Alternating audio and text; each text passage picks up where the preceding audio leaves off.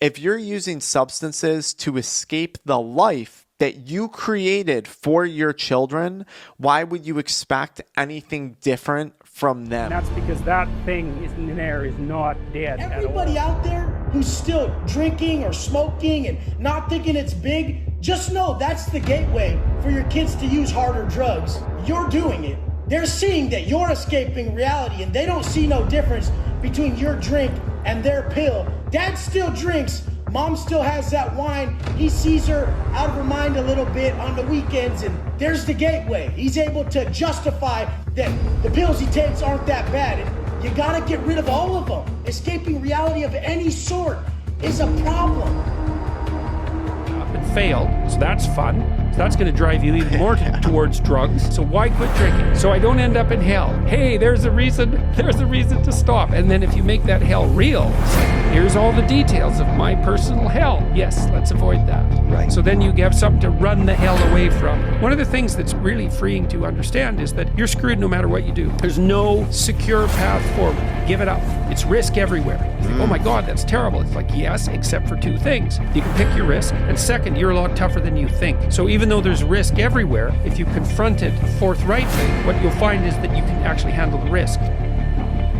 I don't care what your stupid excuse is. You know what the right decision and the wrong decision is. And the fact that you went out of your way to procure a substance to drink. You tried very hard to get it. You can't control anything besides what you think. If you cannot control your own mind, then you go through life with zero control, zero influence. You can't control anything.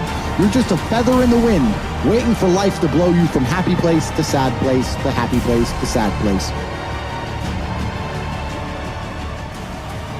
That's because that thing in there is not dead at all. And it's activated by the cue. It's a personality. It's going to suppress any non-related thoughts, and it'll use lies. That's no problem, especially if lies have been reinforced, which they certainly have. Where are you off to, son? You'll have a lie for that, and then 10 minutes later you have your drug. You can build another circuit to shut it down, and you can help it decompose across time by not giving it what it wants. But you're going to have to not give it what it wants in all of the multiple contexts that you've already associated with the drug. A lot of this is about your self-image. I don't know how you took drugs without feeling deep shame. You should have drunk that cup and instantly felt terrible. Not because of what the narcotic did to you, because of who you were acting like. Where's your duty? Where's your shame? Where's your self-inflicting morality? Where's your pride? So that's the problem with all of this shit, and it's the problem for all these addicts. If you want to wake up and say, what kind of man am I? Am I a drug addict? Well, then go be a drug addict. What kind of man am I? Am I a man who has control of his life and control of his mind? Then I'm not a drug addict. You have to make a decision.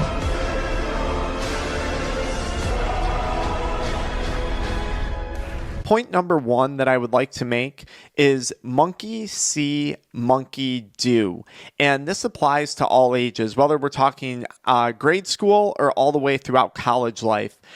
Kids don't listen. Young adults don't listen to other people. They copy other people. And this is especially true when it comes to alcohol consumption, which can be directly correlated to weed smoking, especially in a younger demographic. If you're a parent and you're coming home every night having a glass of wine to escape or having a beer to unwind after a hard day of work, you're teaching your child that coping mechanism. You're teaching your child that behavior.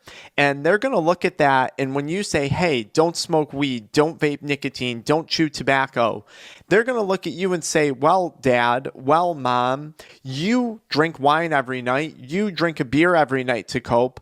Why would I not be expected to do the same? Why would you expect a different behavior from them? That's point number one. Monkey see, monkey do. So be very careful of the day-to-day actions that you take and how those actions are portrayed. Point number two is stability in the home. And this is probably one of the most important things. And this is probably one of the primary reasons, or one of the factors that I found myself getting tied up in substance use. If the home life is not stable, that child is going to seek stability elsewhere. And although drugs are chaotic and they're a maladaptive behavior, there is a sense of stability in substance use, and that stability comes through predictability. I know what's going to happen when I get high. I know what's going to happen when I go out and get drunk. I know the emotions that I'm going to experience. I know the feelings that I'm going to have. So substance use, although chaotic, has its own form of predictability and stability that comes along with it.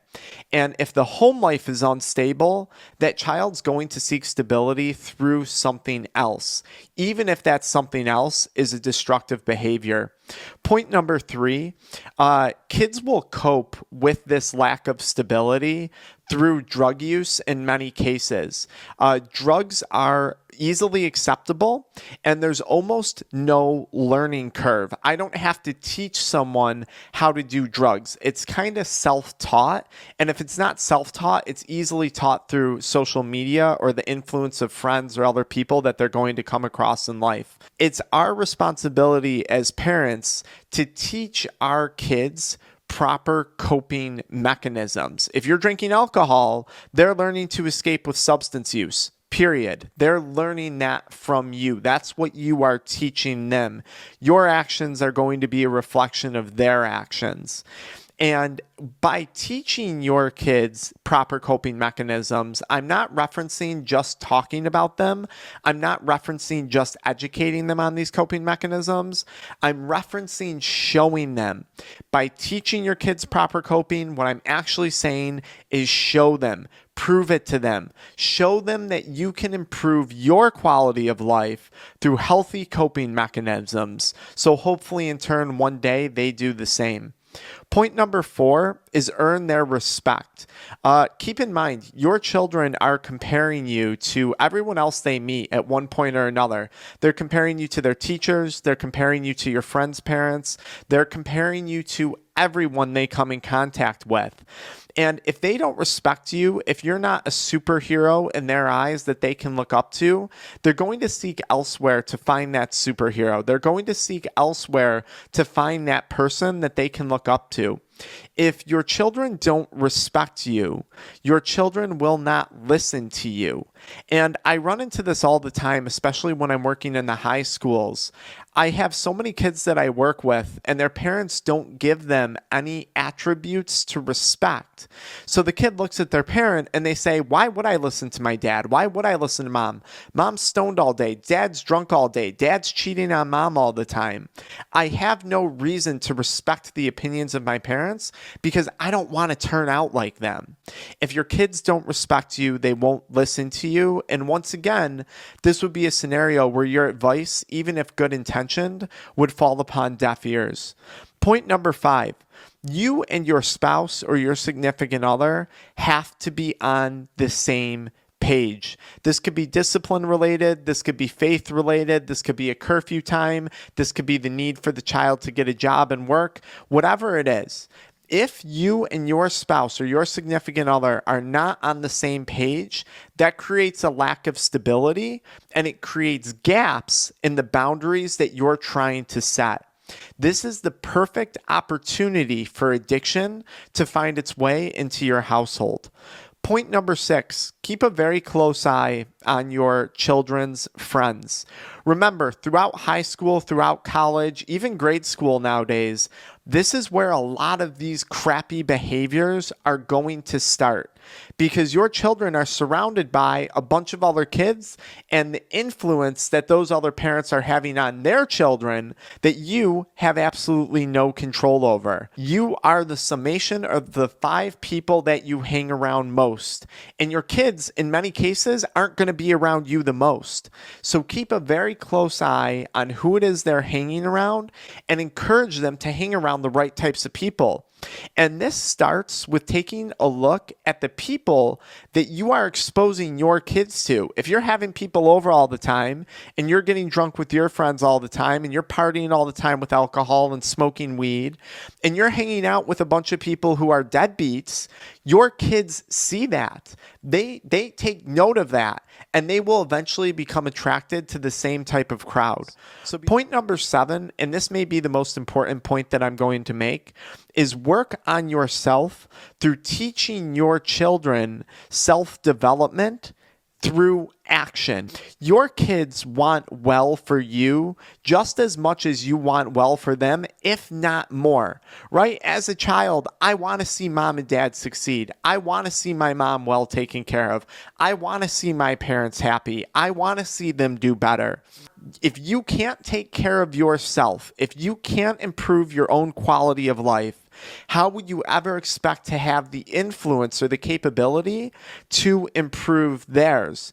If you got drunken stoned dad coming to me saying, I don't get it, my young daughter, she's 14 years old, she's already drinking alcohol, she's already smoking weed, I'm going to look at drunk stoned dad and I'm going to say, hey, maybe your daughter's concerned about you, and maybe the best thing you could do for your daughter is improve yourself first, because no one wants to take advice from someone who isn't in a place that they want to be in, right? So I don't want to take advice from drunk stoned dad. And guess what? Chances are the children don't either. And even worse, in their case, the children of that father, the children of that mother, there's a lot of pain. There's a lot of suffering for them tied to those destructive behaviors that the parents have. So start working on yourself first. If your kids are already in substance use, ask yourself, how could I improve? How could I show them that change is possible? How could I show them that we're capable of a better quality of life? And once you do that, then start to reward them through their own processes of self-development and self-improvement, because that's one of the most important things that we have. Point number 8, keep them busy by providing them with opportunities. And many of these opportunities are going to require healthy finances. So if your finances aren't in order, get your finances in order. Give your kid the opportunity to play on the sports team. Give your kid the opportunity to pick up a new hobby, skiing, hockey, picking up an instrument. Money is what's going to give your children the opportunity to stay busy. Kids have an abundance of energy throughout most of grade school, most of high school, and throughout a majority of college into early adulthood. Just because you're burned out, just because the world has scarred you, doesn't mean it has them yet. And it's your responsibility to do the most that you can to make sure that that doesn't happen. Sure, to some extent, they have to live life's experiences on their own. Yes, they have to touch a hot stove to learn not to do it again. But as a parent, it's your job to provide them with the opportunities to keep them away from substance use. And the reality is, a lot of that is going to start with healthy finances. That's just the reality. Tip number 9, learn proper discipline after earned respect. So many parents that I come across throughout these high school and middle school interactions are under the impression that respect strictly comes from discipline. And that's simply not true, because a lot of parents don't even understand what proper discipline looks like. I'll give you the example of, let's say, Timmy. Timmy gets caught vaping in school. He gets suspended. So mom says, no cell phone, no video games, no contact with your friends, no contact with school because you're suspended for a week, no going outside, no anything. It's like a form of isolation to their bedroom. You're setting that child back more than the substances themselves when you don't understand proper discipline. So if you don't know what that looks like, find someone who does and work with them. Find someone who can work with you to help you earn the respect of your children. Proper discipline is so important, but it's not physical abuse. It's not screaming and yelling irrational things, and it's not putting them into a hole of self-isolation. Do you know what happens to prisoners in jail when they're completely isolated from the outside world? Do you know how mentally tough they have to be to pull out of that space? Very few actually make it out of that okay mentally. You may unintentionally be mentally hindering and scarring your children than the substances themselves. So take a very close look at that. Remember, discipline comes after earned respect. Respect is earned by giving your children a superhero, a role model to look up to. Tip number 10, have a relationship with your kids and don't spend your life trauma dumping all of your baggage onto them. The goal of a parent is to provide a better life for your children than you once had. And it's to teach them, of course, about the hard times. I'm not saying hand them a buttload of money. I'm not saying shield them from all the bad things in the world by any means. In fact, I would never recommend doing that. But I am recommending not to dump all of your emotional turmoil on them, because guess what? They're going to feel that. They're going to feel for you. And then they're going to wind up with a drug problem. And they're going to say, or subconsciously, they're going to recognize, I can't talk to dad about this. I can't talk to mom about this because dad and mom already have enough on their plate. They got the divorce. They don't have enough money from their job. They have X, Y, and Z. And this closes down the relationship between you and your children by you saying, dad has too much on his plate. Mom has too much on her plate right now. We don't have time for you. Guess what? They're not going to open up to you. They're not going to develop the relationship with you that they need to, because that form of open and honest communication, especially if substance use does occur, is so, so important. If it just ends in immediate disciplinary action, which I'm not saying is a wrong thing, disciplinary action, but if that's always where it goes, to yelling, screaming, disappointment, we're never going to get anywhere. We're never going to get anywhere. And tip number 11, if you are not one to practice religion, if your family is not one that has embraced religion, and trust me, by no means is addiction shielded by religion. By no means. I know plenty of people who are religious who suffer from some of the worst addictions, and sometimes they'll even manipulate religion to justify their addictions. Well, it's God's will. It's God's way. If I'm to drink, I'm to drink. I know people who do that. But if religion hasn't been a thing in your home, maybe it's time you allow God into your home and allow God into your life. Because if what you're currently doing isn't working, there's no point in continuing to do what you're currently doing, right? That I think that's a logical thing. In most cases, not all, in most cases, religion is going to provide children with a set of morals. It's going to provide society with this, with a set of ethics. It's going to provide them with a set of expectations and a set of rules to follow. That's a lot of what religion is about. And it's also going to provide them with a healthy coping mechanism. Having faith in something, especially when times get tough, is a good thing. And this is most often why I think we see people who are going through some of the most challenging times in life as the people who find religion. It's fascinating to me. I came across a gentleman the other day who lost his child, which I could only fathom is the worst experience in the entire world. And he said it was through that experience that he found God. And I don't understand it. I don't. And maybe someone in the comments could explain that to me. But I respect it. And to some extent, I understand the importance of it. So if you haven't found God in your home and what you're currently doing isn't working, perhaps religion is something to turn to and something to incorporate. Those are the 11 tips. Because there's nobody looking over their shoulder, making sure that what they're presenting to the public is safe. There are no limitations on what they can put out there. They can put any potency they want. So things that 5 years ago we thought were absolutely impossible to produce. I mean, 5 years ago, the idea of getting more than 30% THC in a plant was laughable. And now we're in the mid-40s. Where we are right now, these products we're consuming, if your viewers want to see something interesting, Google something called a distillate, which is making up a huge portion of the market in recreational states.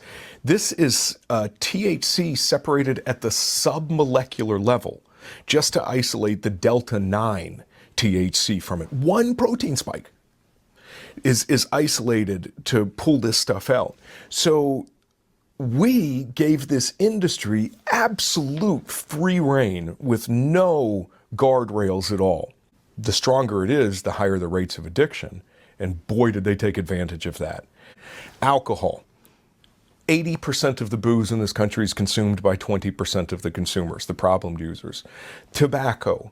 It wasn't until we started adding 8 times the nicotine to tobacco that we really started bumping into the problems that we've got with it. The opiate crisis we are in today was caused by huge pharmaceutical companies pushing their products on us. The whistleblower's name was Sarah Ufer. She decided to tell the truth and the state shut her down. The things that we find in these plants, from the growth accelerators that they use, the pesticides that they use, and no one's making sure this is safe. There are pesticides that we find regularly inside of cannabis plants that are not safe for topical animal use. Marijuana Enforcement Division sits on their hands because they want to make friends with the people inside of the industry. And thanks to my friend Don Reinfeld at Blue Rising in Colorado, a great deal of this has been publicly published. Here, easy way to think about it: concentrates are to cannabis what crack is to coca. It's a highly refined byproduct.